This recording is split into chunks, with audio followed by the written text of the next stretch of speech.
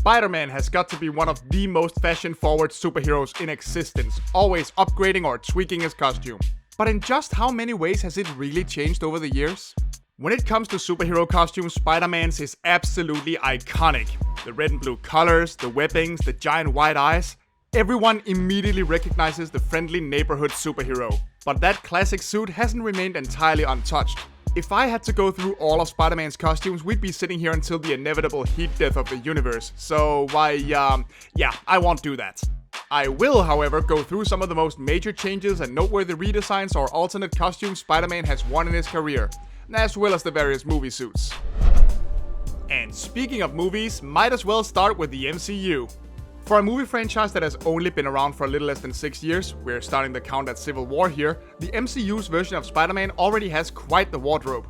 His suits have all largely been callbacks to classic suits, with his Homecoming suit designed by Judianna Markovsky definitely being the most similar to his classic red and blue comics look, just with a few extra strips of black here and there.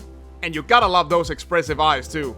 And of course, since it's completely impossible to be cool without wearing black apparently, Far From Home added plenty of that with his new self-made suit, along with the hilariously named Night Monkey's stealth outfit. Which I gotta say looks very similar to Spider-Man Noir, the gritty Depression-era version of Peter Parker, who also appeared in Into the Spider-Verse. Don't think I didn't see what you did there, Marvel. Oh, and I don't want to spoil No Way Home or anything, but let's just say that a new coat of paint does wonders for one suit in particular. And here we go, back to where it all began. When Spider-Man first entered the scene way back in 1962, he definitely cut a unique figure among superheroes. Gone were the square-jawed, wide-shouldered heroes who at most wore half masks, and instead we had a more sleek and mysterious-looking character who covered his whole face and sported strange, alien-looking eyes. To this day, this right here is what every single Spider-Man suit owes its existence to. That said though, the original design by Steve Ditko does differ a bit from the suit that most people think of when they think of Spider-Man. Aside from having smaller eyes, a darker coloration with blue highlights, and a blue spider on his back, the biggest difference was that this costume used to have these web wings under Spidey's arms, something that pops up every now and again whenever Peter's wardrobe changes. I'd like to tell you these had a purpose back then, but nope, they were always just there for show. Supposedly, Jack Kirby drew a vastly different first take on Spider-Man before Steve Ditko took over, featuring him wearing a half mask and using a web gun, but sadly, those drawings are considered lost. It's a shame, I would have loved to see those. Now we're getting there. This is the version of Spider-Man that most often pops into people's heads. When John Romita began drawing Spider-Man, he made a few minor adjustments. Most notably, he got rid of those weird web pits, possibly to make some of Spider-Man's more acrobatic poses slightly more believable. Black with blue outlines made way for just going fully blue, and thus the classic suit was finalized.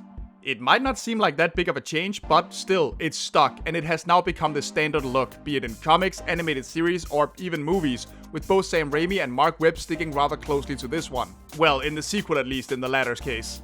That one might actually be the most faithful Spider-Man costume in movies at the time, considering that Raimi's had that raised web pattern and scaly texture, and chose to go with organic webbing instead of the web shooters. But yeah, superhero costumes don't come more iconic than this, and it definitely deserves its spot next to all-time classics like Batman and Superman. From the all-time classic and straight to the fan favorite, it's time to talk about the black suit. Many fans know that it was originally an alien symbiote that latched onto Spider-Man during the Secret War events, only to later become the villainous Venom. But it's less commonly known that it was actually a fan named Randy Schueller who came up with the black suit in the first place. He sent a letter to Marvel suggesting it, and the editor at the time, Jim Shooter, loved it so much that he not only compensated Randy for the idea, but had Mike Zeck and Rick Leonardi incorporate it into the comics, though they did supposedly switch a red spider symbol for a white one. But don't worry, we'll get to a certain black and red spider suit soon enough. However, the creation of Venom wasn't the end for Spidey's days wearing black. Black Cat actually made a new black spider suit for him later, reasoning that she found it sexier, and Peter wore it for a while because he, accidentally shrunk his own costume in the wash. Now that is the Parker lock that we all know and love. He did get his old costume back and kind of switched back and forth between the two for a while, but eventually it was fully shelved and now only brought out when circumstances require it. Still, it's a widely beloved suit in all its simplicity, and the comics version is certainly more interesting to look at than the literally just the normal suit but black version we saw in Spider-Man 3. But then, that's the least of that movie's problems.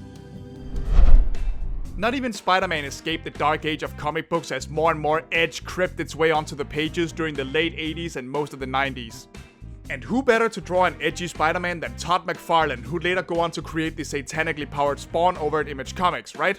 Unusually, Todd's idea of a scarier Spider-Man actually went back to the past rather than over-invent new additions to the outfit like so many other superhero costumes did at the time. By bringing the web pits back and turning Spidey's outfit from blue to black, he brought the outfit closer to the original Ditko look while adding his own touches, such as larger, more alien-looking eyes and even more webs. He also seemed to grow a fondness of further exaggerating Spidey's poses, making him appear slightly more inhuman, even if he was still the dorky Peter we all knew underneath the mask. To describe this version with an old saying, this is definitely a Spider-Man you wouldn't want to meet in a dark alley. For all the crap that the Clone Saga gets for going on forever and being a confusing mess, we can't deny that we got some good out of it, mostly in the form of Ben Reilly and his own takes on the Spider-Man persona. As a long-lost clone of Peter Parker who suddenly returned from the dead, Ben started out as a secondary Spider-Man called the Scarlet Spider, donning an all-red jumpsuit and a weird blue sleeveless sweater thing with a spider logo on it. This suit, designed by Tom Lyle, really shouldn't work as well as it does, but nonetheless, it is still considered a fan favorite to this day. Later on, when Ben became the primary Spider-Man for a while, he opted for a more streamlined look designed by Mark Bagley, cutting down on the amount of red parts and vastly increasing the size of the spider logo. And since we're talking clones, we can't forget to mention the other Scarlet Spider costume worn by the first clone of Peter named Kane. As in, the first clone that the Jackal created. Chronologically, that is, not the first clone Peter fought in the comics, and look, I told you the Clone Saga was a mess, alright? One of the things that endeared readers to Spider-Man way back when he was introduced in 1962 was his everyman nature as just a regular kid with regular problems. And being a teenager on a budget, Peter's first outing started a tradition that every movie series has happily continued ever since. The crappy homemade costume. They're awesome in their sheer goofiness, and to me they're always a highlight of any retelling of the character's famous backstory. They usually at least have the basics down. Red and blue coloring, some goofy eyes, and a spider symbol somewhere. They come in various extremes too. Andrew Garfield literally just had a red hood and a jacket, while Tom Holland was comparatively elaborate. Personally, my favorite has to be the homemade Maguire costume, simply because it actually looks like something a teenager would throw together with whatever spare change he could find in the couch. Let's give it up for a costume that is so dorky it circles right back around and becomes absolutely amazing. While we all know the Iron Spider for its appearances in the MCU, the robotic-looking suit with the golden trims designed by Ryan Meinerding was not the first time Peter has worn a suit created by Tony Stark. And neither was the first suit. Rather, Peter's work with Tony dates back before the original Civil War event in the comics when he was a member of the New Avengers, and Tony gave him a new suit to optimize his crime-fighting potential. This red and gold suit, drawn by Marvel artist Ron Garney, was outfitted with the same robotic spider legs we now see in the MCU, and gave Spidey a few other enhancements via Stark Tech. But unlike what happened in the MCU, Spider-Man eventually rejected the Iron Spider and sided with Captain America against Tony and the Superhuman Registration Act during the Civil War. Yeah, adaptations are funny like that sometimes. Alright, hands in the air. Who knew about the other spider armors? Yeah, the Iron Spider is not the first time Spidey has decided to bulk up a bit and add some tech to his outfit. It's happened quite a few times actually, usually to give himself an edge against villains giving him trouble. The most famous of these early examples is probably the shiny silver Mark I armor designed by Alex Saviuk, which Spidey used to help himself against a group of villains called the New Enforcers. Later, Dan Slott and Marcos Martin gave us the darker black and yellow Mark II armor, which Peter wore to compensate for having recently lost his spider sense, right as he was about to go up against a gun-toting madman named Massacre. Yeah, I can see why he'd want some armor for that one. Then there's Stefano Caselli's Mark III armor, which was used to fight Dr. Octopus when he tried to wipe out most of humanity. We'll talk more about that later. And finally, there's the Mark IV suit designed by Alex Ross, which Spidey wore after becoming CEO of his own world-spanning tech company. He also occasionally shared this one with Hobie Brown, aka the Prowler, in order to keep his identity a secret. In short, Spidey is no stranger to putting on some high-tech battle gear when a situation calls for it. Superheroes have a habit of dying and coming back to life later, but it was still a shock when it happened to Johnny Storm of the Fantastic Four, whose last wish was for his friend Spider-Man to take over for him on the team. Just not the team you know. At the time, FF actually stood for Future Foundation, an organization that was part Super Team and part Super Science Community put together by Reed Richards, who had grown tired of what he saw as a lackluster application of science everywhere else on Earth. The Future Foundation uniform was black and white, made from Reed Richards' patented unstable molecules, and designed by artist Steve Epting. But conveniently enough, they responded to mental commands and allowed Spidey to switch to his red and blue outfit at will, making it easier for him to do some solo superhero work on his own time as well. It wasn't the first or the last time Spider-Man has been a member of the Fantastic Four, but it certainly featured the most striking departure from his more well-known design. In a now infamous Spider-Man run that occurred during the Marvel Now rebranding, the unthinkable happened.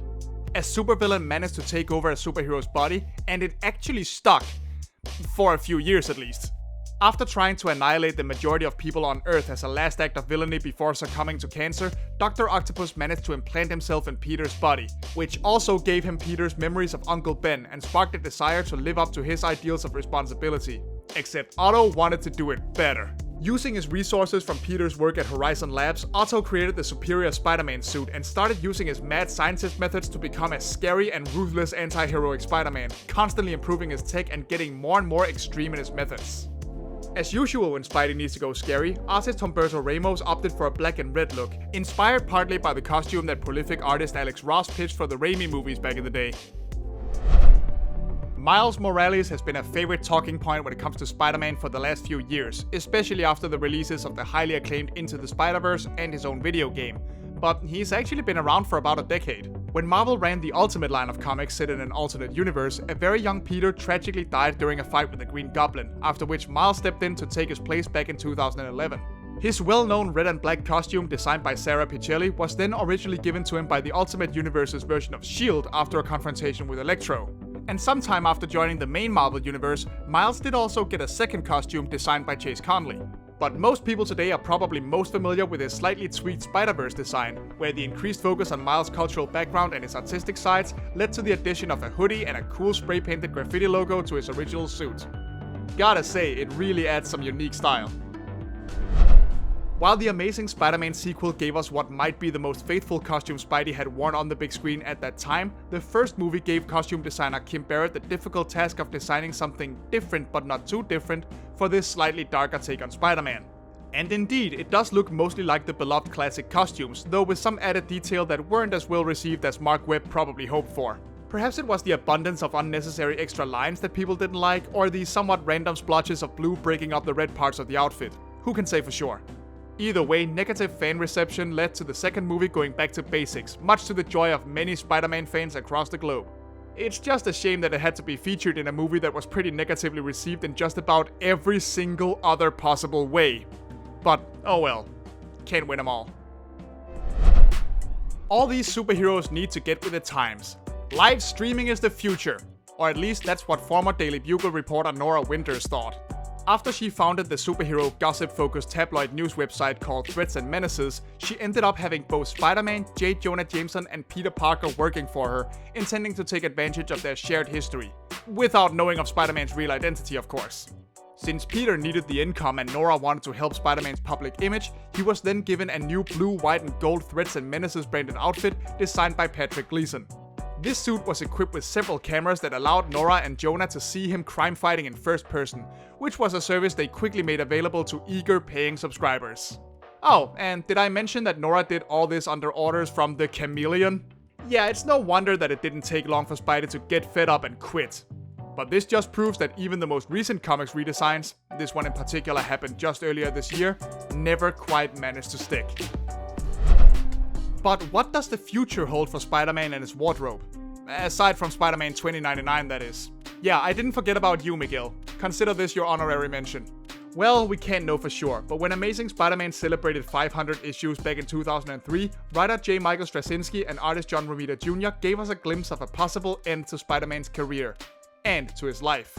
This older, more grizzled Peter had killed several of his villains, including Kraven the Hunter and Dr. Octopus, which led him to become shunned by many among the superhero community.